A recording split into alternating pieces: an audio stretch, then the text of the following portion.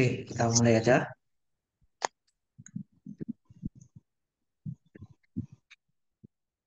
Saya mau ngajarin ini ya, fenomena ya.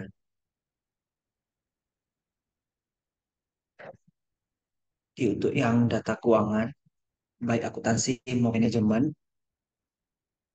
kalau misalnya kita mengambil variabelnya nilai perusahaan atau harga saham, kita bisa ceknya di sini. Ini kan, saya kan butuh grafik untuk 5 tahun, cuman ini nggak muncul ya. Oke, nggak apa-apa, kita ceknya dari sini, IDX, kita ke indeks saham. Kesan saham ini ada juga nih. Biasanya ada bentuk grafik.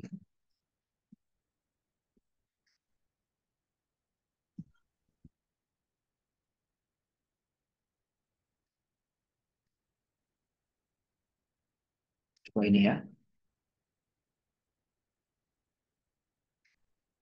Ini ya. Kalau misalnya kalian mengambil subjek penelitian, oh sorry, objek penelitiannya adalah Infobank 15, maka ini sudah ada perbandingannya. Primbank 10 ini berarti ada indeks khusus untuk 10 bank. Kalau yang Infobank 15 ini khusus 15 bank aja. Kemudian JCI itu adalah IHSG. Nah, jadi IHSG itu biasanya namanya fenomena khusus. Baru Infobank 15 atau Primbank 10 itu namanya fenomena fokus. Kalau fenomena umum, kalau untuk di keuangan, kita biasanya pakai data PDB. Kita bisa cek ini data PDB Indonesia. Sumbernya dari mana aja nggak masalah. Nanti ada. Kita download ya. Kalau ada yang mau sambil nanya silakan nggak apa-apa ya.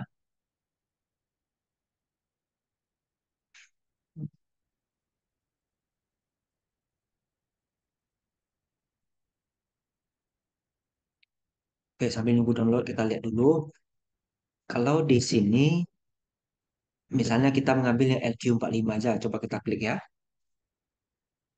Nah, inilah dia LQ45.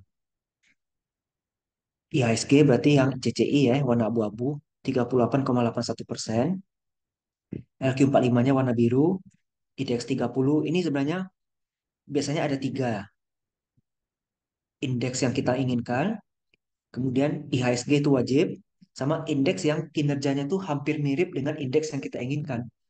Kalau kayak tadi, kita kan downloadnya di sini nih, Pevindo. Kalau Pevindo itu di sini dia tulisnya adalah Primbank 10 ya.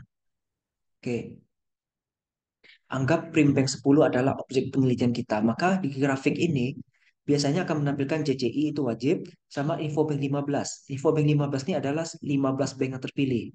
Kalau Primbank 10 kan berarti hanya 10 bank aja yang terpilih. Di sini ada tertulis juga measures the stock price performance of 10 banking stocks that have an investment grade rating. Berarti yang tingkat investasinya itu bagus, trading likuiditasnya juga tinggi, dan kinerja finansialnya bagus. Yang mendekati Primbank 10 adalah indeks Infobank 15 gitu maksudnya. Jadi kalau dalam kasus ini yang mendekati LQ45 adalah IDX 30. Bisa kita juga cek di sini IDX 30 ya. Nah, IDX 30 dia bandingkan juga dengan LQ45 karena mirip dia kinerjanya. Tadi LQ45 45, with relative large bla bla bla. Ini juga sama, kalimatnya kan cuma beda di angka 30 sama 45-nya aja. Terus dari sini kita bisa lihat beberapa hal juga. Ini ada performa indeksnya. Selama 5 tahun terakhir berarti dia turun. Selama 10 tahun terakhir dia ada naik 5,23%. Ini since base data ini sejak dia terdata ya. Terdatanya di 13 Juli 1994. Berarti sejak 13 Juli 1994 sampai dengan tanggal laporan ini keluar, dia naik 813,71%. Ini bisa juga kita ceritakan untuk fenomena. Ini ada data fundamentalnya, PER, PPV, apalagi di sini ya. Nah, ini ada 10 yang terbaik ya.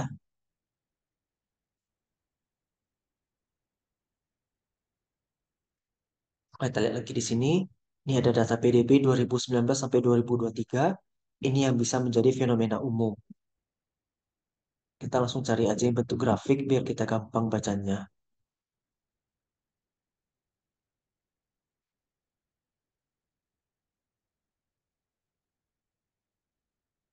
Kalau ada yang mau sambil nanya silakan ya.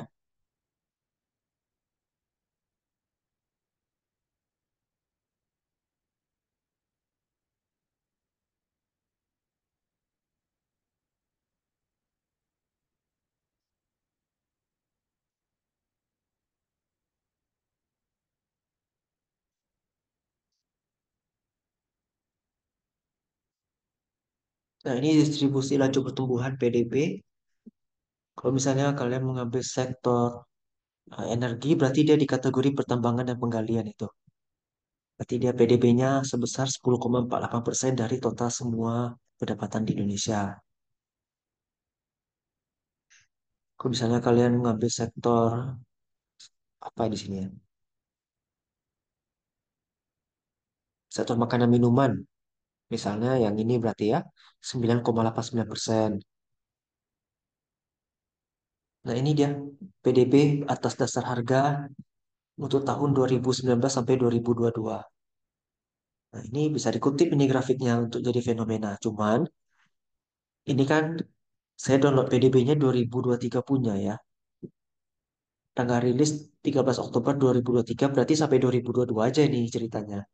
Makanya di sini 2022. Berarti kalau mau cari yang 2023 juga, kita download yang terbitnya di 2024 ya. Tapi yang jelas caranya seperti itu. Semoga bisa dipahami dengan baik ya. Jadi ini fenomena umum, data PDB. Fenomena khususnya adalah IHSG yang warna abu-abu ini. Kemudian fenomena fokusnya adalah yang ini, LQ45 misalnya. Ini kalau variabel Y kita adalah harga saham, nilai perusahaan, PBV, MBV, Tobit Q, dan sejenisnya yang kaitannya dengan pengukuran saham. Tapi kadangkala variabel Y kita kan tidak itu. Bisa saja variabel Y kita itu adalah laba perusahaan. Kita ambilnya dari sini. Laporan statistik, kita klik statistik, ambil tahunan. Kita misalnya ambil 2023 dulu, kita download.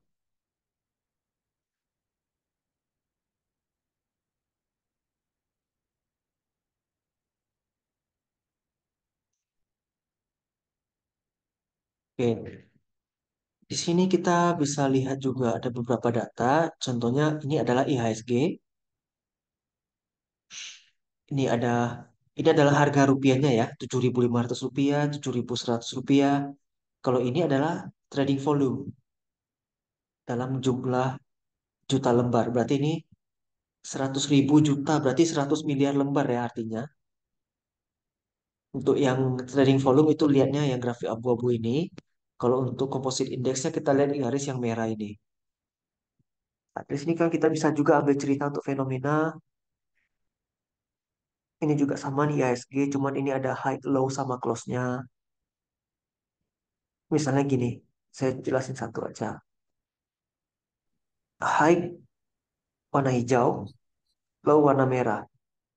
Close adalah warna yang ungu. Berarti pada hari ini, misalnya katakan ini adalah hari 1 Februari 2024 misalnya.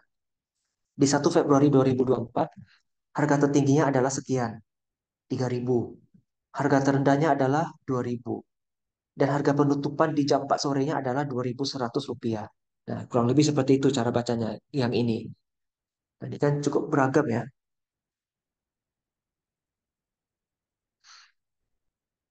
Nah, kalau di annual report ini kita bisa langsung lihat ke agak jauh di belakang. Nah, ini juga kebetulan bisa nih untuk jadi fenomena khusus. Misalnya kita mau mengambil khusus Jakarta Islamic Index ya. Ini kita kutip nanti grafiknya. Ini kan 2021 sampai 2023. Ya, nanti ambillah lagi lah 2 tahun ke belakangnya lagi kan. Untuk fenomena kita nanti kita gabungin. untuk bab satunya.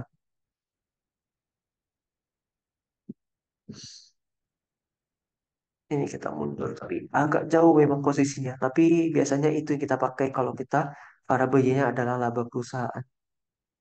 Sebentar ya, dicari dulu. Nah ini, kita ke atas.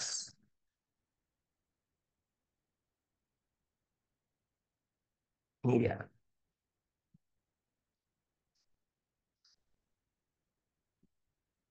Misalnya nih, PT ABM Investama Tbk. Harga sebelum, harga tertinggi, ini ya, lihat ininya ya. Nah, ini adalah sektor energi, subsektor oil, gas, and coal. Kemudian ada subsektor alternatif energi. Angka yang di saya blok ini, gimana cara bloknya ini ya? Angka yang saya kasih tanda ini adalah untuk yang alternatif energi aja. Kemudian yang ini yang saya blok ini adalah khusus untuk oil, gas, and coal aja. Nah, kemudian yang ini yang 153775 ini adalah total untuk semua yang ada di sektor energi. Yang penting cara bacanya bisa dulu. Oke, misalnya kita turun ke bawah dulu.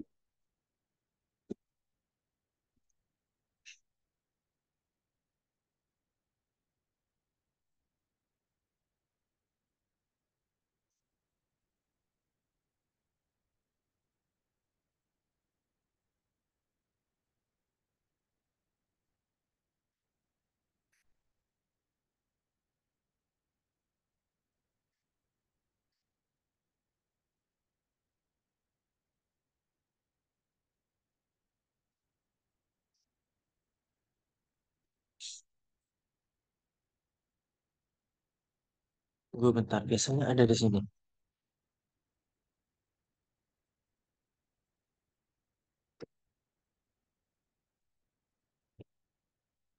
Memang kalau data keuangan kayak gini ya, pas carinya satu-satu.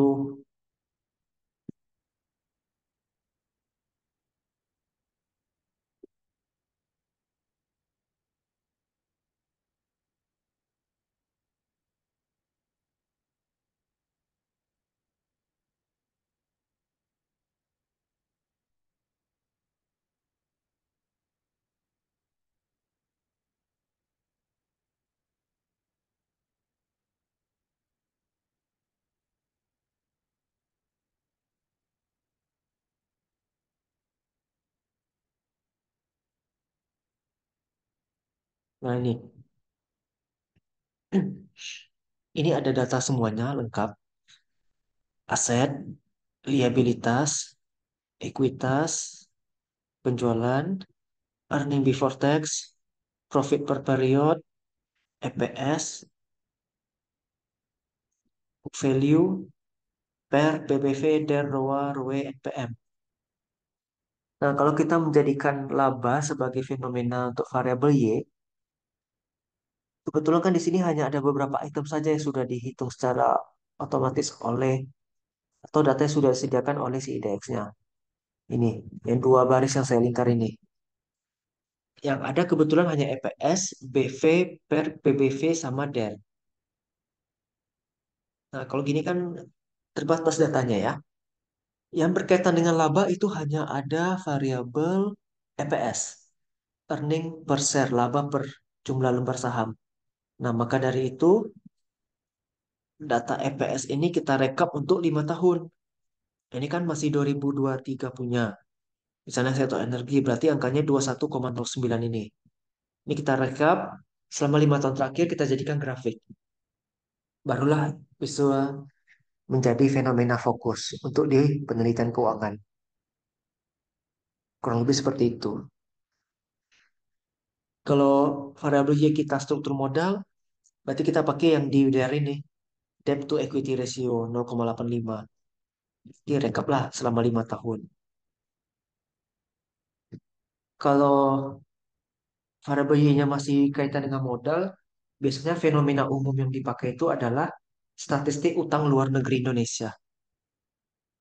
Ada Sunri nggak salah namanya. Statistik utang luar negeri. Oh, Suni. Nih, statistik utang luar negeri Indonesia. Nanti cari yang PDF itu biasanya ada itu.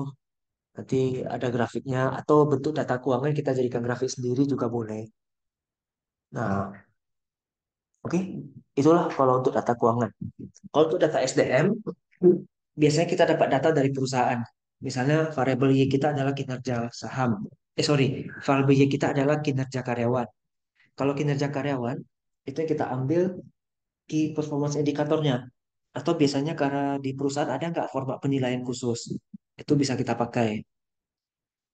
Kalau untuk pemasaran, beda caranya itu. Saya biasanya pak kalau untuk pemasaran pakai ini. Kita mau melihat, misalnya, kenapa kita meneliti Shopee. Kita lihat Shopee, kita klik di sini.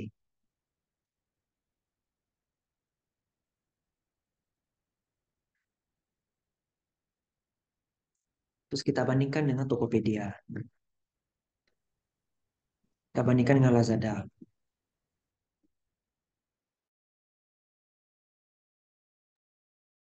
Nah, kita lihat di sini bahwa Shopee tinggi, Tokopedia di tengah, Lazada paling rendah. Kalau kita lihat dari tren ini, berarti yang bisa menjadi permasalahan atau menjadi fenomena adalah Lazada. Kenapa Lazada? Karena kalau kita bandingkan dengan dua marketplace yang lainnya, Lazada posisinya di rendah, di bawah ya. Kemudian kalau kita meneliti juga misalnya di Pekanbaru ya, berarti di Riau, peminat Lazada tuh boleh dikatakan hanya 5%.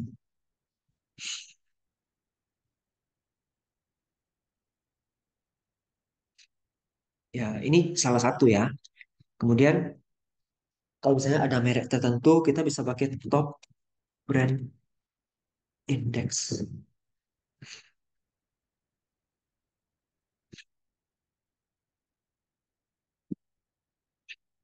Kita cek misalnya kategori otomotif ya. Kita cari.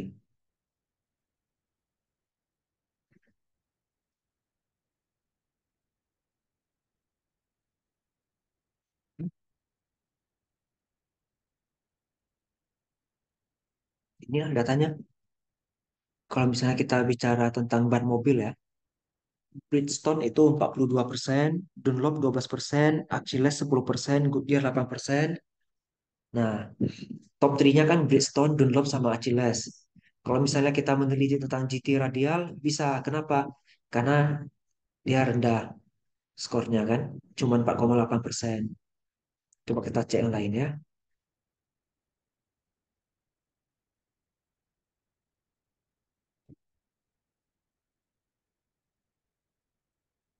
Telekomunikasi coba ya.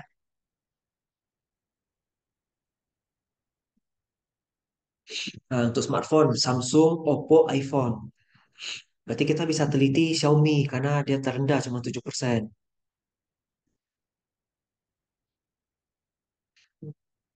Kalau printer, bisa kita teliti tentang Casio atau Brother karena rendah skornya. Asus Acer ini bisa karena dia rendah juga. Nah, ini untuk yang pemasaran ya. Oke, kalau untuk mencari fenomena baik untuk keuangan, pemasaran sama SDM sudah. Kemudian untuk yang akuntansi pajak kalau ada, misalnya kepatuhan pajak, itu kita ambilnya harus dari kantor pelayanan pajak. Itu kita minta surat izin dulu. Kita minta surat izin dari BAK, kita sampaikan ke kantor pelayanan pajak, bilang kita mau melakukan penelitian ini, kita butuh data berapa jumlah wajib pajak, bagaimana tingkat kepatuhannya, maksudnya jumlah wajib pajak sekian, yang lapor SPT cuma sekian orang, berarti persentase kepatuhan wajib pajaknya cuma sekian persen. Itu kan kalau rendah jadi fenomena.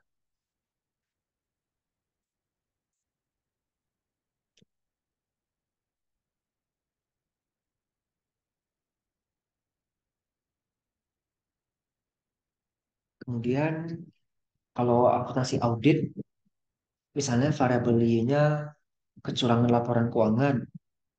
Berarti kita harus cari berita-berita tentang perusahaan yang melakukan kecurangan laporan keuangan. Terutama perusahaan yang ada di sektor penelitian kita. Nah, yang audit ini memang agak sulit juga carinya. Tapi bisa lah. Kemudian ada juga yang variabel Y-nya adalah keterlambatan pelaporan keuangan. Itu harus kita cek satu-satu itu dari laporan keuangan. Kita bisa ceknya di sini. Kalau dulu bisa, kalau sekarang saya nggak tahu ini gimana. Kita tes dulu ya.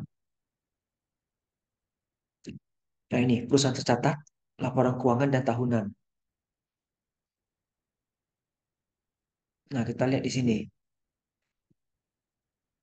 2023 kita terapkan. 2023 ini tahunan ya. AALI, dia nerbitinnya 23 Februari 2024, berarti masih oke. Karena laporan 2023 paling lambat di submit 31 Maret 2024. Nah, ini semuanya masih memenuhi nih. 30 Maret, 29 Maret, 30 Maret, hampir deadline ya.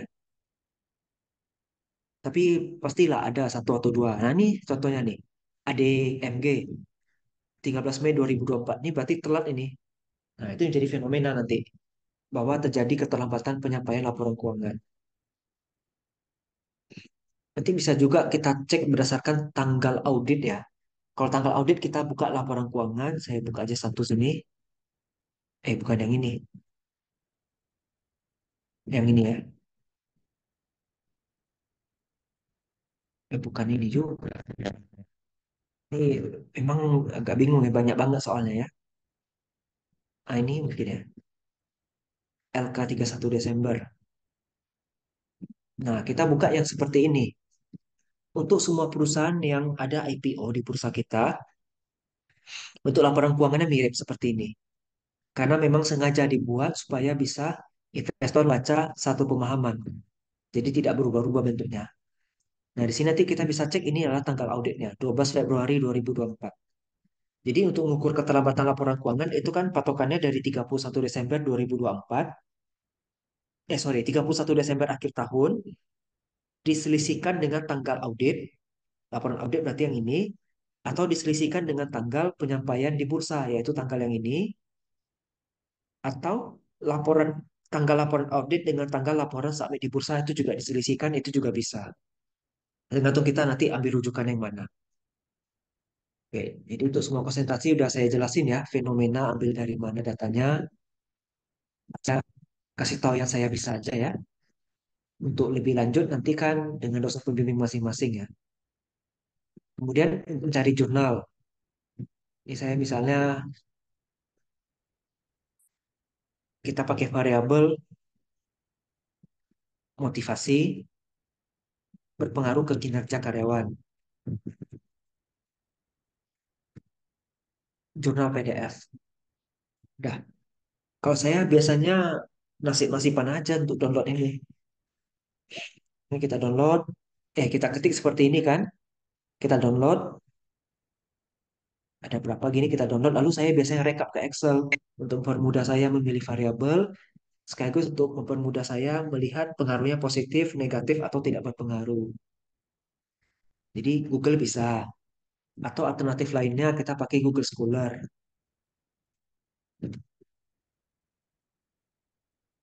Karena kuncinya sama, cuman kita nggak usah jurnal PDF. Karena di Google Scholar pasti jurnal semua isinya. Terkadang kalau kita ketik di Google biasa, kita ketik motivasi sama kinerja, nanti yang muncul tuh kadang artikel, kadang blogspot, kadang skripsi, kadang tesis, yang tidak bisa kita kutip secara ilmiah ya. Makanya harus bikin jurnal PDF. Tapi kalau di Scholar udah pasti, semuanya pasti jurnal yang resmi ya. Nah, jadi tinggal kita klik, klik, klik, nanti dia terbuka, kita download gitu. Kita pun bisa filter nih. Kita mau misalnya jurnal dari tahun 2017 sampai 2020 aja. Tapi telusuri, udah terfilter dia otomatis. Atau mau sejak 2024, sejak 2023 pun bisa, sejak 2020 juga bisa.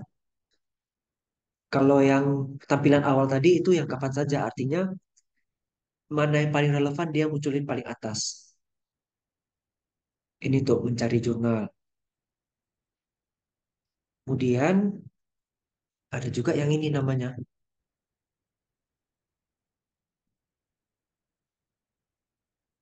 Ini.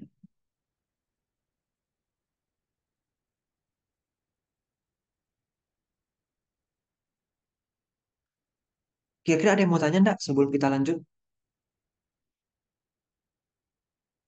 Nggak ada ya. Nah, di sini bisa bahasa Indonesia, bisa bahasa Inggris. Kita coba aja ya. Likuiditas, profitabilitas. Langsung aja kita klik go.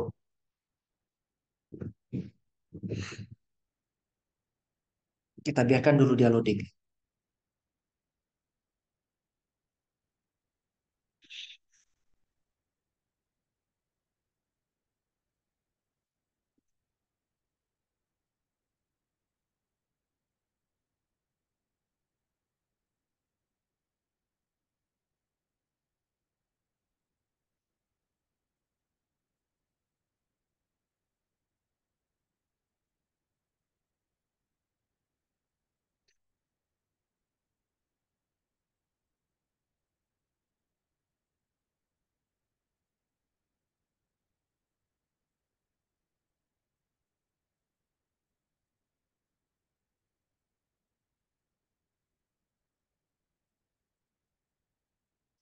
Nah, ini muncul jurnal-jurnal yang bisa kita pakai yang berkaitan dengan likuiditas dan profitabilitas. Cuman ya nasib-nasib juga ya. Kita kan pengennya X-nya likuiditas, Y-nya profitabilitas. Tapi ya kadang nggak tahu, bisa aja likuiditas dan profitabilitas sama-sama sebagai variabel X. Kalau mau ya tinggal kita klik PDF dan nanti kita download. Biasanya open access semua nih, yang ini ya. Open access artinya bisa kita download secara gratis. Nah, maksudnya bulat-bulat ini adalah, kita buka aja satu. Nih, nilai perusahaan, kebijakan dividen, dan ukuran perusahaan ya, yang kiri ini ya. Kita klik perbesar. Ini adalah jurnal-jurnal yang memang kaitannya dengan yang tadi judul besarnya. Jadi dia bantu kelompokkan. Ya, tapi sebenarnya sama aja. Di sebelah kanannya juga kan sudah muncul kan. Dari sini aja kita lihat. Ya, kalau untuk jurnal nasional, artinya jurnal berbahasa Indonesia ya seperti inilah cara carinya. Kalau mau jurnal berbahasa Inggris, yang kategori biasa ya, yang umumnya, itu kita cukup ketik di Google atau di Google Scholar atau di website ini pakai kata kuncinya bahasa Inggris. Nanti ketemu juga sama. Nah, kurang lebih seperti itu ya penjelasan untuk fenomena dan mencari artikel rujukan. Kira-kira ada yang mau ditanyakan? Agung Suranto ada?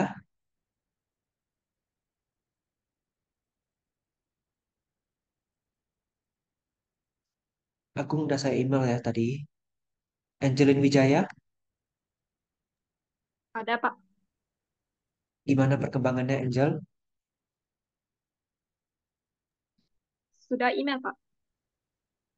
Udah email, berarti saya belum balas ya? Kalau saya belum balas, nunggu antrian ya. Cindy, Baik, Pak. Ada, Pak. ya. Cindy kira-kira kapan bisa simulasi presentasi? Biar saya ajarin cara untuk presentasi di proposal. Mungkin di minggu ini atau minggu depan, Pak. Oke, nanti ingatin ya. Kita sesuaikan jadwal. Oke, Pak. Ivani, Ya, Pak. Ivani besok kita bimbingan offline ya. Setelah selesai kuliah. Ya, Pak. Untuk fenomena udah dapat belum, Ivani? Fenomena udah, Pak. Cuman masih nunggu prasurvei, Pak. Sekitar 5 responden lagi. Kurang lebih. Lima, ya sebarkan aja lah di grup kita biar cepat ya. Ya, Pak.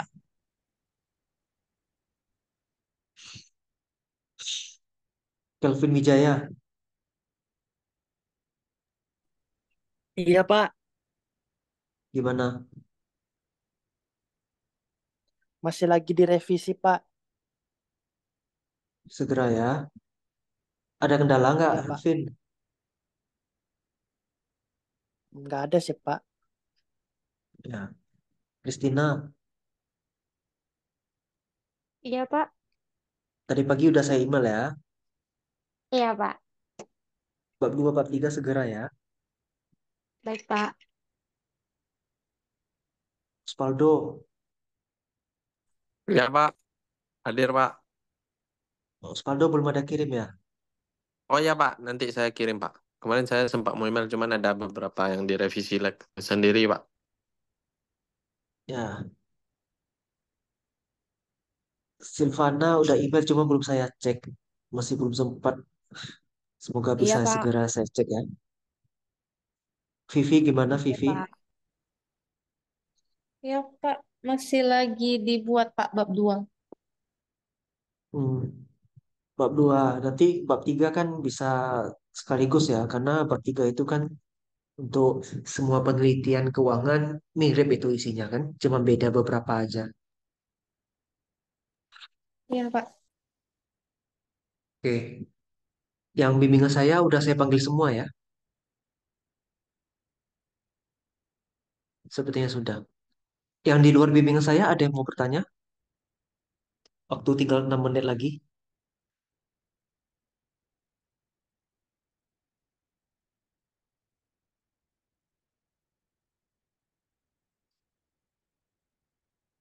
Oke, mumpung masih ada 6 menit, saya coba jelasin tentang Mendeley deh.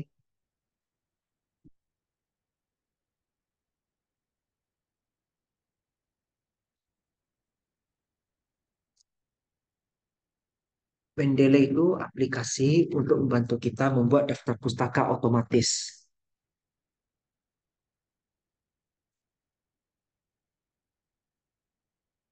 Jadi caranya itu kita upload dulu papernya ke dalam.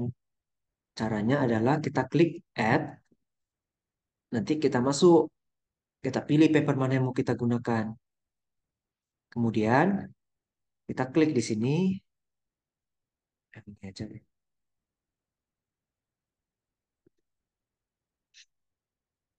Ini kita lihat, kadang dia nggak bisa langsung rapi. Jadi kita rapikin secara manual. Terus untuk penulisan nama, nah kalau ini kan kebetulan Fadrul.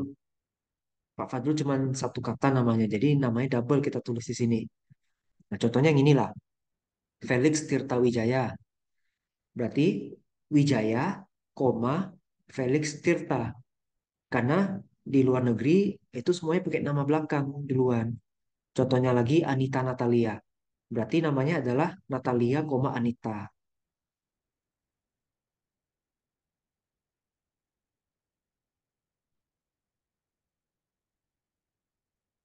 Kemudian kita ketik nama jurnalnya.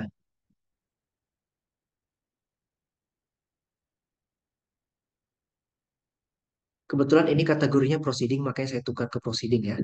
Kalau normalnya dia di posisi ini, jurnal artikel tulisannya. Oke, saya tukar dulu.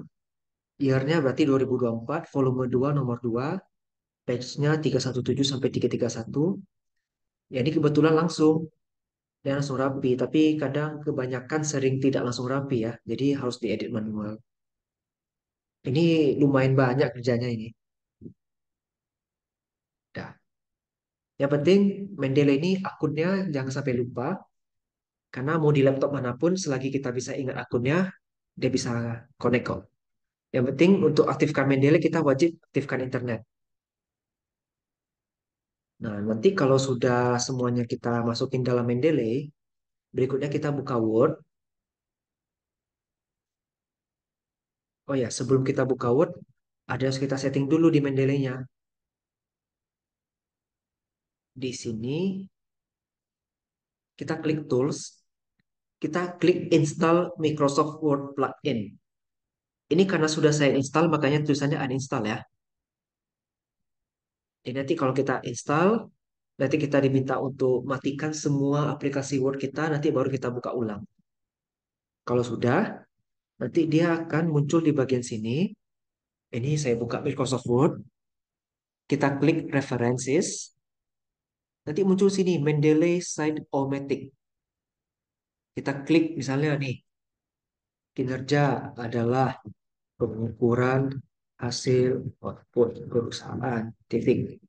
Ini kan definisi nih. Kita kutip, kita letak di belakang sini, insert citation. Misalnya penelitian siapa? Misalnya penelitian saya. Saya ketiklah ini. Bagaimana cara meningkatkan kinerja bla bla bla. Saya pilih, boleh pakai enter, boleh pakai klik. Kemudian saya klik OK. Kita pakai yang American Psychological Association. Ini yang standar kita. Nanti apa lagi? Lingkungan adalah bla bla bla bla bla.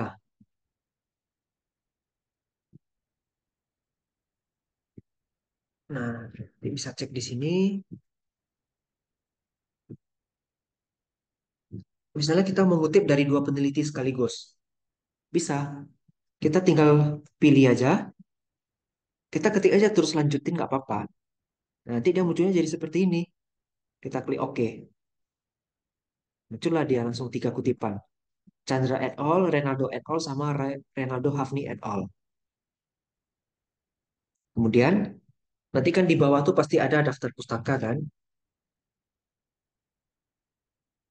Kita tinggal klik Insert Bibliography. Sudah, dia otomatis muncul. Ini kan ada 4 daftar pustaka nih ceritanya. Misalnya kita mau nambah lagi kutipan di sini. Roa adalah bla bla bla bla. Kita klik Insert, cari penelitian mana yang mau dipakai. Misalnya yang ini. Otomatis berarti kan di sini sudah 1, 2, 3, 4, 5. Sudah 5 citasi. Daftar pustakanya pun langsung 5 otomatis. Jadi ini sangat membantu. Tidak perlu manual lagi kalau untuk daftar pustaka. Oke ya, waktu juga sudah mau habis. Nanti rekamannya saya kirim. Saya ucapkan terima kasih atas kehadirannya. Semoga bisa segera selesai ya skripsinya. Lulus 3,5 tahun. Silakan sudah boleh leave Zoom-nya. Terima kasih, selamat malam.